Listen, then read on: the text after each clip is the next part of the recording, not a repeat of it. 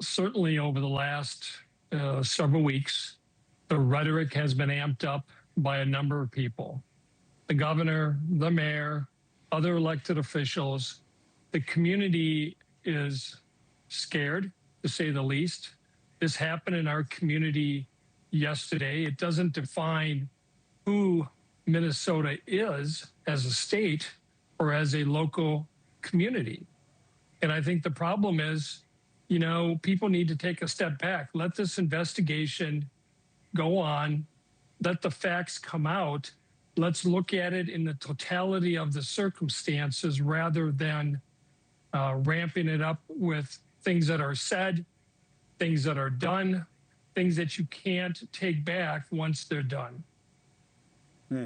Look, Stu, usually we're hearing that from the mayor, the governor, the president, you know, who Stanek left out there in the analysis of who's saying hot things.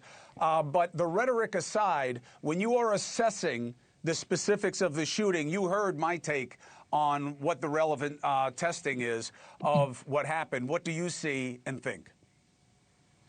So, Chris, my opinion is solely tonight without any political favor. It is strictly on the merits legally and based upon my experience not only in defending these type of cases, meaning representing families who have been victims as a result of officer-involved shootings, in particular people that have been shot while trying to flee.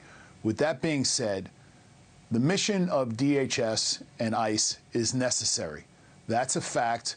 There is a rule of law. And whether you agree with it or disagree with it, as long as the rules are on the books with respect to attempting to deport individuals that are here illegally, I will 100% support that endeavor. However, that endeavor does not operate in a vacuum. There are rules, there are policies, there are procedures in place with respect to require law enforcement agents or officers to operate and to adhere to those rules of engagement. We don't operate in a vacuum. And to the point of your guest, the rhetoric has increased, the threat level has increased, no doubt, to ICE agents, to local law enforcement across this country. However, we must adapt. With that being said, when I look at this shooting, when you take a look at the video and you slow it down, when you take a look at the wheels, the driver's side wheel, when she starts to move forward, you can see that the wheel starts to turn to the right.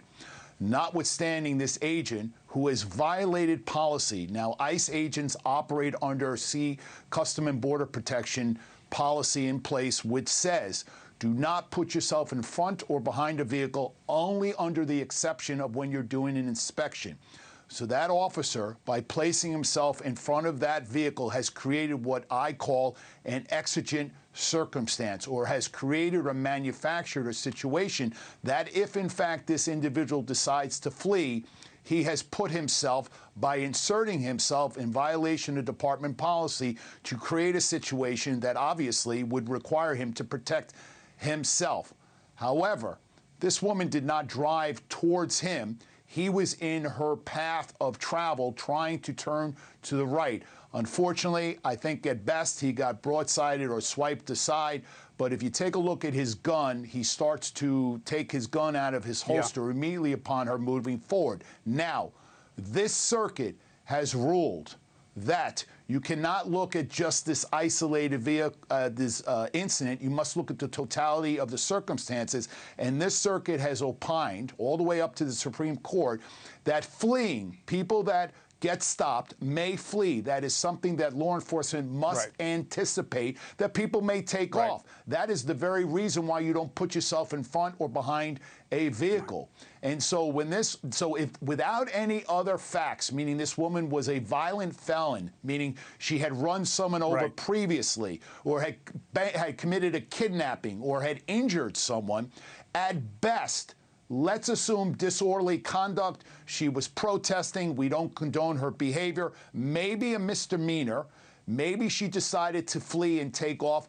Another, perhaps, misdemeanor could no way justify the use of deadly force to stop her from fleeing, especially when the ICE agent put himself in front of that vehicle. In my opinion, and I am the biggest supporter of law enforcement, this may end up being a bad shoot. Thank you for watching. Subscribe below and download our NewsNation app right now on your phone, and you will get fact-based, unbiased news for all Americans.